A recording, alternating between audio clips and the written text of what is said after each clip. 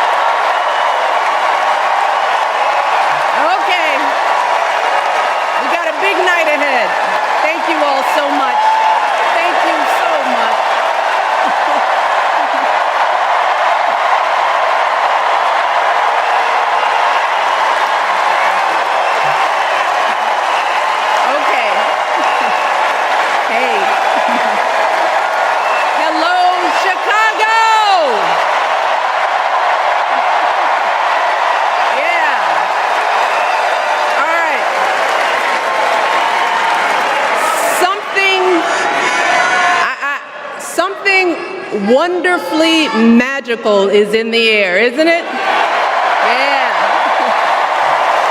You know, we're feeling it here in this arena, but it's spreading all across this country we love. A familiar feeling that's been buried too deep for far too long. You know what I'm talking about. It's the contagious power of hope. The anticipation, the energy, the exhilaration of once again being on the cusp of a brighter day.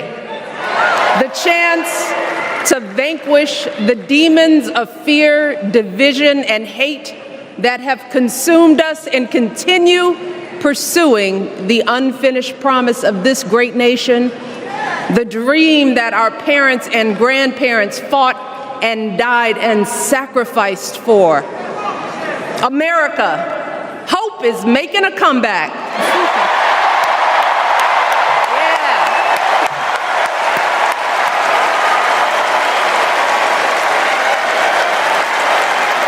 But to be honest, I am realizing that until recently, I have mourned the dimming of that hope. And maybe you've experienced the same feelings. Is that deep pit in my stomach, a palpable sense of dread about the future. And for me, that mourning has also been mixed with my own personal grief. The last time I was here in my hometown was to memorialize my mother, the woman who showed me the meaning of hard work and humility and decency, the woman who set my moral compass high and showed me the power of my own voice. Folks,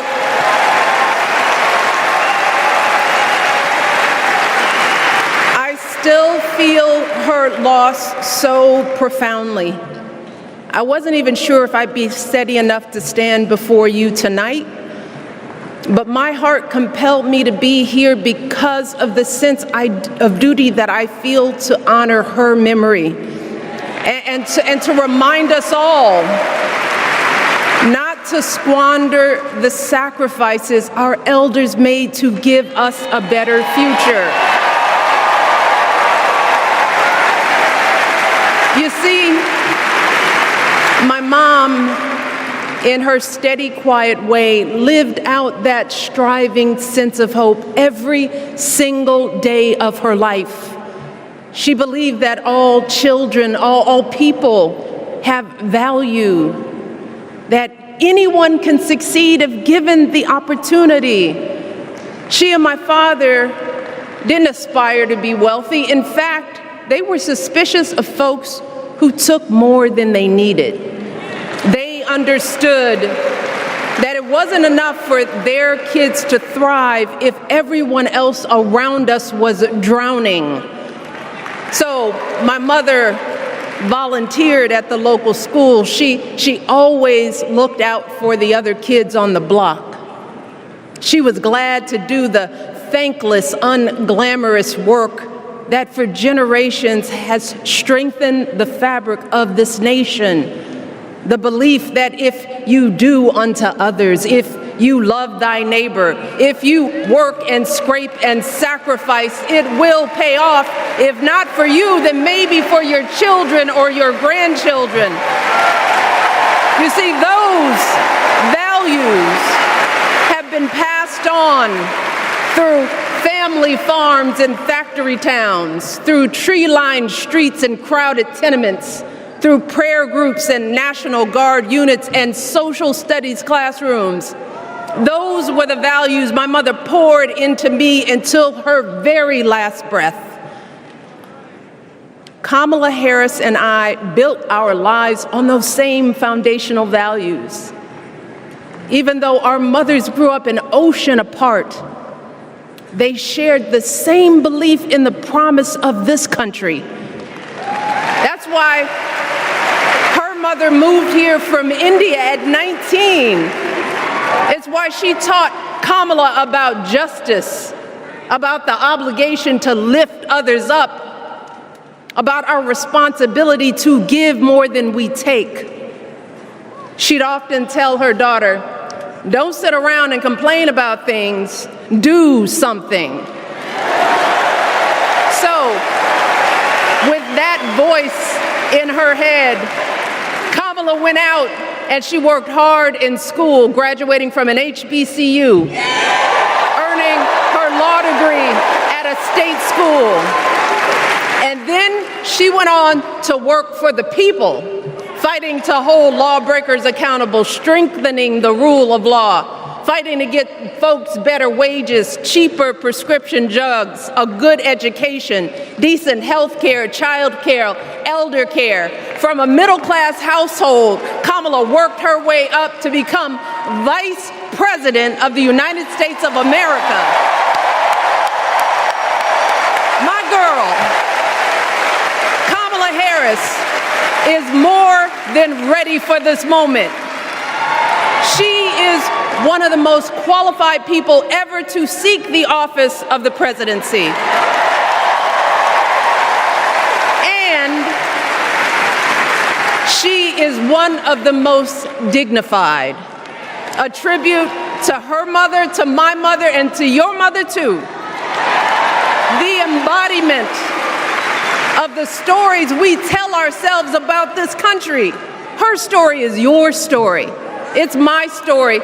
It's the story of the vast majority of Americans trying to build a better life.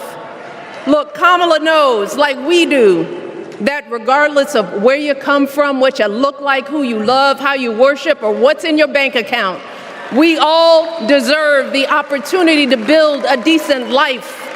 All of our contributions deserve to be accepted and valued. Because no one has a monopoly on what it means to be an American. No one.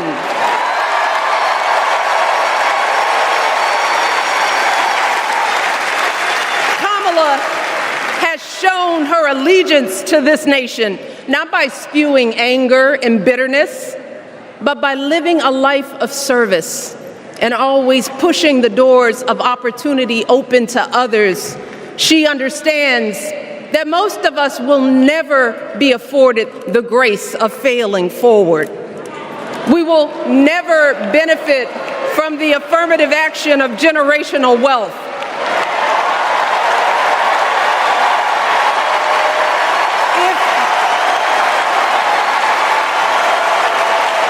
If we bankrupt a business or choke in a crisis, we don't get a second, third, or fourth chance. If things don't go our way, we don't have the luxury of whining or cheating others to get further ahead. No. we always win. If we see a mountain in front of us, we don't expect there to be an escalator waiting to take us to the top. No. We put our heads down. We get to work. In America, we do something. And throughout her entire life, that's what we've seen from Kamala Harris. The steel of her spine, the steadiness of her upbringing, the honesty of her example, and yes, the joy of her laughter and her light. It couldn't be more obvious. Of the two major candidates in this race, only Kamala Harris truly understands the unseen labor and unwavering commitment that has always made America great.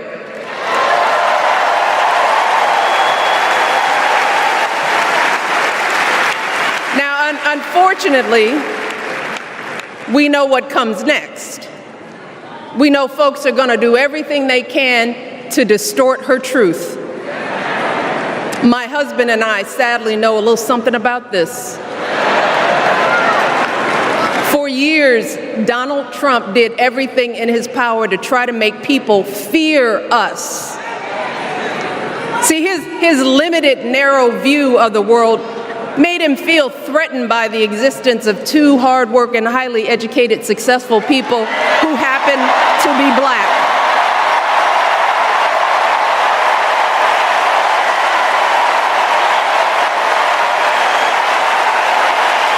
Wait.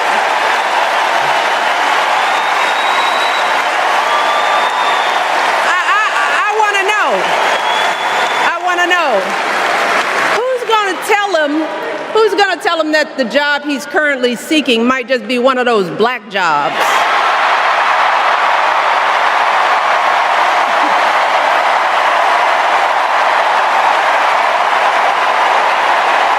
Look, it's his same old con. His same old con. Doubling down on ugly, misogynistic, racist lies as a substitute for real ideas and solutions that will actually make people's lives better.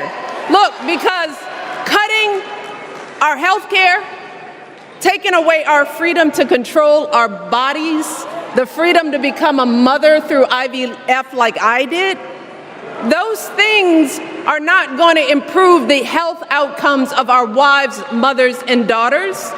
Shutting down the Department of Education, banning our books, none of that will prepare our kids for the future. Demonizing our children for being who they are and loving who they love, look, that doesn't make anybody's life better.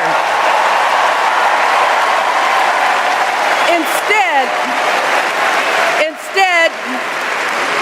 it only makes us small. And let me tell you this, going small is never the answer. Going small is the opposite of what we teach our kids. Going small is petty, it's unhealthy, and quite frankly, it's unpresidential.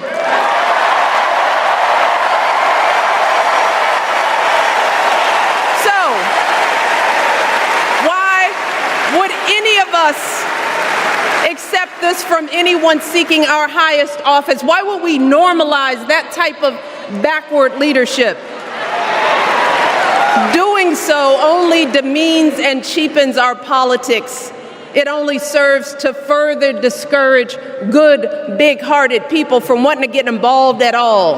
America, our parents taught us better than that, and we deserve so much better than that. That's why we must do everything in our power to elect two of those good, big-hearted people. There is no other choice than Kamala Harris and Tim Walz. No other choice.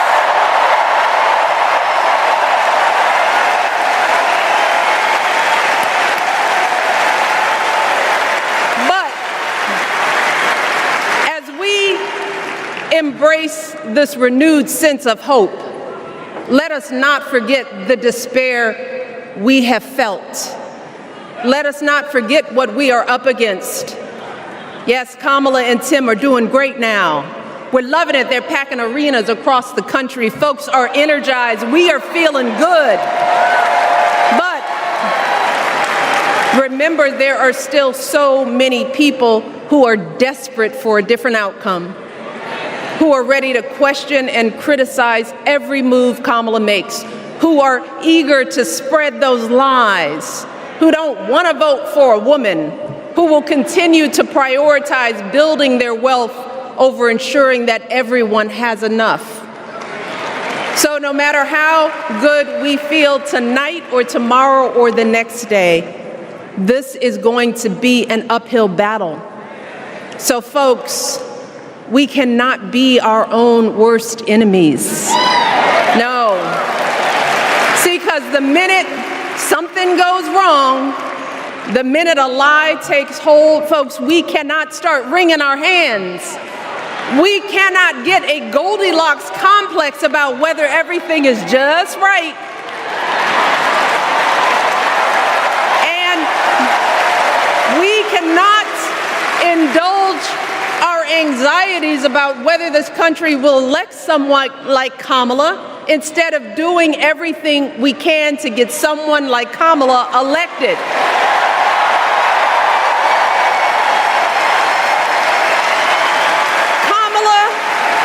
Tim, they have lived amazing lives, and I am confident that they will lead with compassion, inclusion, and grace. But they are still only human. They are not perfect, and like all of us, they will make mistakes. But luckily, y'all, this is not just on them. No, this is up to us, all of us, to be the solution that we seek. It's up to all of us to be the antidote to the darkness and division. Look, I don't care how you identify politically, whether you're Democrat, Republican, Independent, or none of the above. This is our time to stand up for what we know in our hearts is right.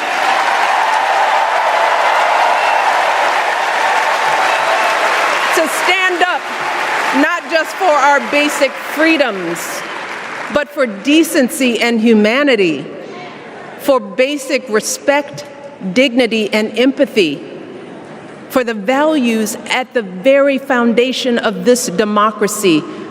It's up to us to remember what Kamala's mother told her. Don't just sit around and complain. Do something. So, if they lie about her, and they will, we've got to do something. If we see a bad poll, and we will, we got to put down that phone and do something. If we start feeling tired, if we start feeling that dread creeping back in, we got to pick ourselves up, throw water on our face, and what? We only have 2.5 months, y'all, to get this done. Only 11 weeks to make sure every single person we know is registered and has a voting plan. So, we cannot afford for anyone America to sit on their hands and wait to be called. Don't complain if no one from the campaign has specifically reached out to you to ask you for your support. There is simply no time for that kind of foolishness. You know what you need to do. So, consider this to be your official ask. Michelle Obama is asking you, no, I'm telling y'all to do something.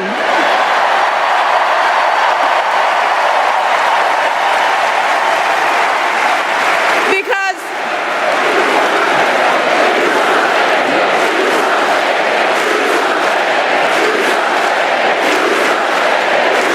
you all, this election is going to be close. In some states, just a handful, listen to me, a handful of votes in every precinct could decide the winner.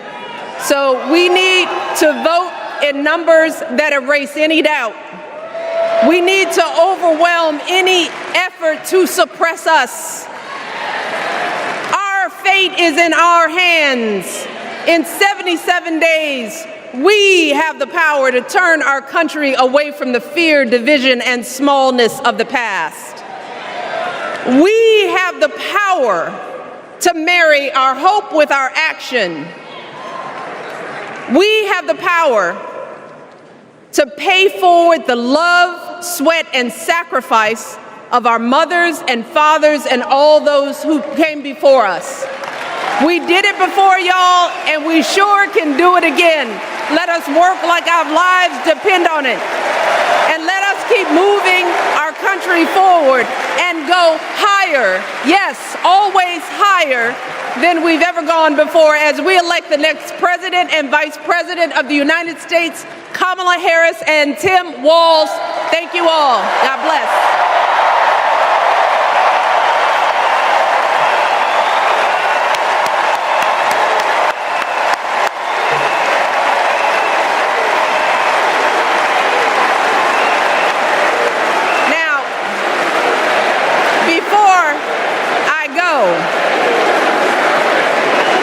One more job tonight.